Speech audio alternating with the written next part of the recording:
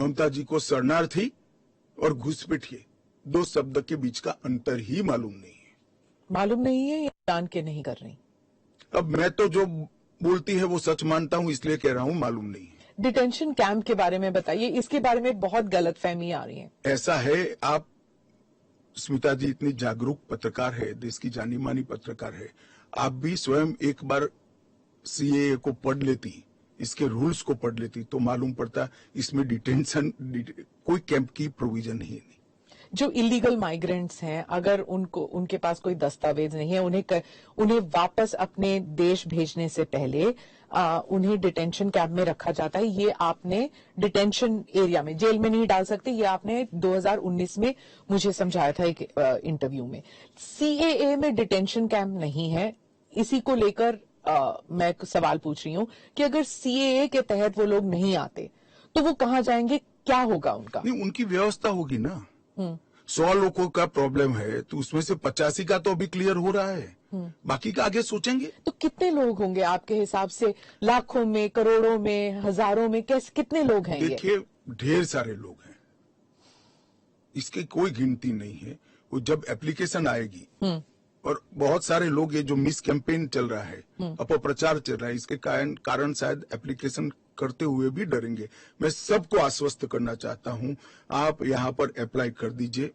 Narendra Modi government पर भरोसा रखिए, आपको रिट्रोस्पेक्टिव इफेक्ट से सिटीजनशिप दी जाएगी।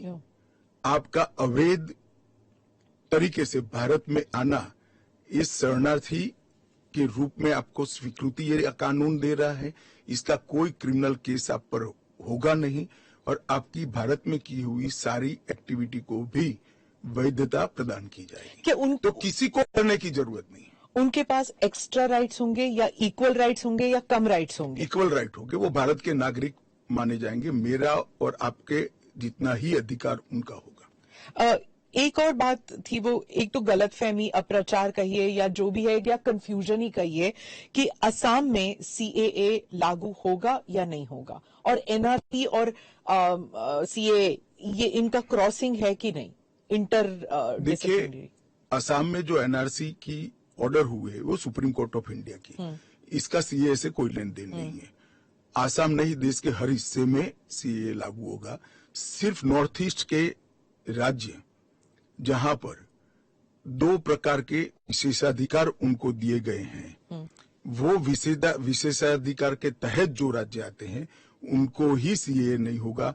एक इनर लाइन परमिट का प्रोविजन है और संविधान की 6ठी अनुसूची में शामिल जनजातीय क्षेत्र है। हाँ, वो जो 6 शेड्यूल में वो असम के कुछ, जम्मू कश्मीर के कुछ इलाके, राजस्थान के कुछ इलाके, हिमाचल के कुछ इलाके आते हैं उसमें। वहां नहीं लागू होगा, बाकी सब जगह लागू होता है। पर लोग नहीं जानते ना, क्योंकि कुछ साल वो यहाँ हैं, कुछ साल, और जो ट्राइबल इलाके हैं उनका जो कॉम्पोजिशन है वो बदलेगा नहीं सीए की वजह से? जरा भी नहीं बदलेगा। ट्राइबल कॉम्पोजिशन और उनके अधिकार को हम जरा भी डाइल्यूट नहीं कर रहे हैं। हमने एक्ट में ही प्रोविजन कर दिया है कि जहां पर भी इनर लाइन परमिट है और जहां संविधान की 6ठी सूची में जो क्षेत्र शामिल किए गए हैं, इन पर वहां पर सीएए नहीं लागू होगा और वहां के एड्रेस वाला एप्लीकेशन भी ऐप में अपलोड ही नहीं होता है। तो लागू होने का सवाल ही नहीं आता है। और एक्ट में ही प्रोविजन है, मगर हमने एप्लीकेशन में भी वो एरिया को एक्सक्लूड कर दिया है। कोई अप्लाई करेगा भी वो वहां से तो नहीं, ऐप ही नहीं खुलेगा। पर वो कहीं और जाके अप्लाई कर सकता है तो वो भारत के नागरिक तो बन ही सकते हैं। हाँ, अच्छा, ओके। वो संविधान की 6ठी अनुसूची में सुरक्षित क्षेत्रों के नागरिक नहीं बन सकते। इनर लाइन परमिट से सुरक्षित क्षेत्रों के नागरिक नहीं बन सकते, वो भारत के नागरिक बन ही सकते हैं। आपने कहा हर जगह लागू होगा। केरल, तमिलनाडु, पश्चिम बंगाल, इन तीनों राज्यों ने कहा है कि हम यहां पर लागू नहीं होने देंगे। क्या उनके पास ये अधिकार है कि वो लागू नहीं करने देंगे? वो भी समझ रहे हैं कि उनको अधिकार नहीं है।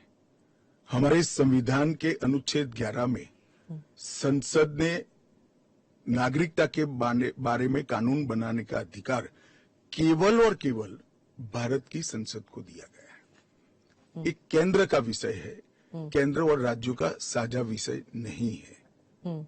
तो नागरिकता के बारे में कानून और कानून का इम्प्लीमेंटेशन, वो दोनों हमारे संविधान की 246/1 अनुच्छेद के माध्यम से इसको शेड्यूल 7 में डाला गया है, जो केंद्र की इसकी तमाम शक्तियां केंद्र को दी गई है। पर जैसे वेरिफिकेशन वगैरह है, पूरा जो ग्राउंड पे तो चेकिंग होगी ना, वो सब तो स्टेट गवर्नमेंट ही करेगी। क्या वेरीफाई करना है? सिर्फ पोर्टल के थ्रू? वो तो इंटरव्यू में लेकर आएंगे कि मैं बांग्लादेश से आया हूं, देखिए मेरा पुराना डॉक्यूमेंट है। और वो राज्य में नहीं होगा इंटरव्यू? इंटरव्यू राज्य में भी हो सकता है, भारत सरकार करेगी। तो कोऑपरेशन की जरूरत नहीं है, क्योंकि ये करना ही होगा। मैं मानता हूं चुनाव के बाद सब कोऑपरेट करेंगे। ये पॉलिटिक्स के लिए गलत प्रचार कर रहे हैं, अपीसमेंट की पॉलिटिक्स। और क्या यहाँ मतलब बांग्लादेश, अफगानिस्तान, पाकिस्तान के जो शरणार्थी हैं, क्या वो तमिलनाडु में गए हैं? वहां पर मतलब स्टालिन इसको इतना बड़ा, भाई मैं कोई पॉसिबिलिटी छोड़ना नहीं चाहता। हाँ। एक भी है तो उसको नागरिकता देंगे। जी। जयराम रमेश, कांग्रेस के नेता, ने कहा है कि ये अनकॉन्स्टिट्यूशनल है। शशि थरूर कहते हैं कि अगर कांग्रेस जीत जाती है इलेक्शन या इंडिया अलायंस जीत जाती है तो ये सीएए को रिपील कर दिया जाएगा। क्या कहेंगे आप? देखिए, उनको भी मालूम है कि इंडिया अलायंस सत्ता में नहीं आना है। मैं आज आपके चैनल पर कहना चाहता हूं, सीए के कानून को भारतीय जनता पार्टी की सरकार लाई है, नरेंद्र मोदी सरकार लाई है। इसको रिपील करना असंभव है। हम पूरे देश को जागरूक करेंगे और रिपील करने वालों को कहीं पर स्थान ही न मिले, इस स्थिति होगी।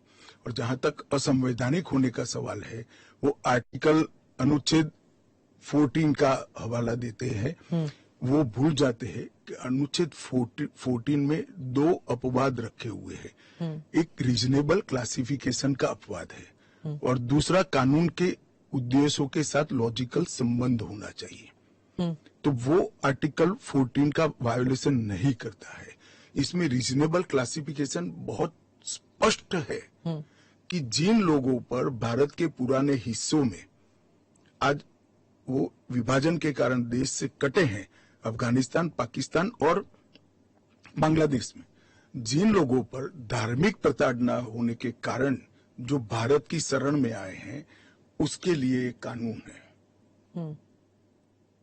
तो रीजनेबल क्लासिफिकेशन बहुत स्पष्ट है और इसलिए ये पूरी तरह से संवैधानिक कानून है। एक और क्रिटिसिज्म है, महबूबा मुफ्ती कहती हैं कि ये सुप्रीम कोर्ट में जो है उसकी सुनवाई अभी बाकी है, तो इतनी जल्दबाजी क्यों?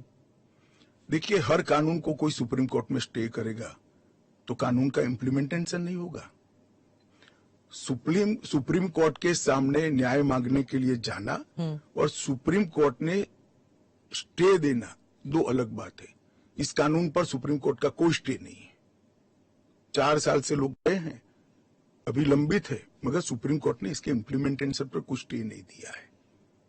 मैं महबूबा जी को पूछना चाहता हूं, 370 पर 1951 में ही सुप्रीम कोर्ट में अर्जी हो गई थी, फिर क्यों इतने समय तक आप एंजॉय किए भाई? आप बताएंगे देश की जनता को?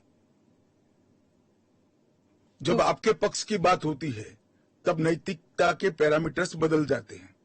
ऐसे नहीं होता है। देश का एक संविधान है, परंपराएं हैं, अदालतों की परिपाटी है, इसके हिसाब से देश चलता है। वो संविधान के बारे में बात करें तो यूबीटी जो ग्रुप है शिवसेना की, वो कहते हैं कि आपकी विफलताओं को छुपाने के लिए मेरा उद्धव जी से रिक्वेस्ट है कि कानून चाहिए या न चाहिए वो स्पष्ट करो पहले। क्या उद्धव जी बोल सकते हैं कि कानून नहीं आना चाहिए? मैं आज उनका आह्वान करता हूं, देश की जनता के सामने, महाराष्ट्र की जनता के सामने स्पष्ट करें कि सीएए नहीं होना चाहिए। हिंदू शरणार्थियों को, बौद्ध शरणार्थियों को, जैन, बौद्ध और क्रिश्चियन शरणार्थियों को नागरिकता नहीं मिलनी चाहिए। एक बार उद्धव जी स्पष्ट करे जरा। आपका इशारा आई वॉश आप कर रहे हो, टाइमिंग का सवाल दिख, तत्वों का क्यों चर्चा नहीं करते हो? आपका इशारा बाल ठाकरे की तरफ। नहीं, मेरा तो उनकी ओर है। बाल ठाकरे साहब तो अब रहे नहीं, वो स्पष्ट करे। क्योंकि वो पहले बोलते थे जो नहीं, पार्लियामेंट में भी बोले हैं। अब उनको अल्पसंख्यकों के वोट चाहिए, एपीसमेंट की पॉलिटिक्स इसलिए आज उद्धव ठाकरे कर रहे हैं, हम नहीं कर रहे। हमारा डे वन से स्पष्ट स्टैंड है कि भारत के कटे हुए हिस्से से जो शरणार्थी आए हैं, ये 3 देशों से धार्मिक प्रताड़ना के कारण आए हैं। वहां के जो अल्पसंख्यक आए हैं उनको इस देश को नागरिकता देनी चाहिए। ओवैसी साहब पे आ जाती हूँ, जो आपके हमेशा ही स्पीक्स अगेंस्ट यू, तो उनके बारे में वो खुलकर ही कह रहे हैं कि ये एंटी मुस्लिम है। क्या तर्क है आपका? एंटी मुस्लिम कैसे है?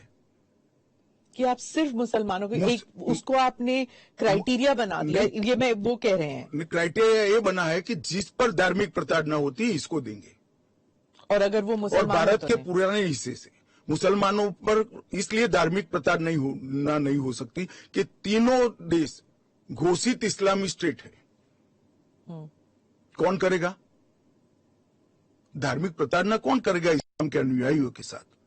ये तीनों देश घोषित इस्लामिक स्टेट इनके नाम के अंदर है, इनके संविधान में है।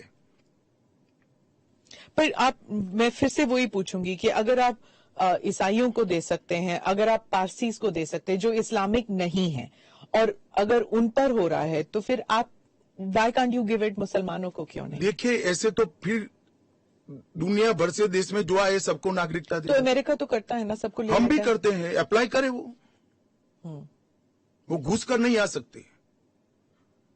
उनको ऑफिशियल एयरपोर्ट से, ऑफिशियल पोर्ट से, ऑफिशियल लैंड पोर्ट से आने की परमिशन ही नहीं है, इसलिए बेचारे घुस कर आते हैं, शरण में आते हैं। अमित भाई, वो आपका एक वो इंटरव्यू बार बार लूप पे चल रहा है हर जगह कि क्रोनोलॉजी समझिए, सीए के बाद एनआरसी आएगा। देखिए, ऐसा है स्मिता जी, सीए का कानून अभी चर्चा पर है। 1, इसमें एनआरसी का कोई प्रोविजन नहीं है।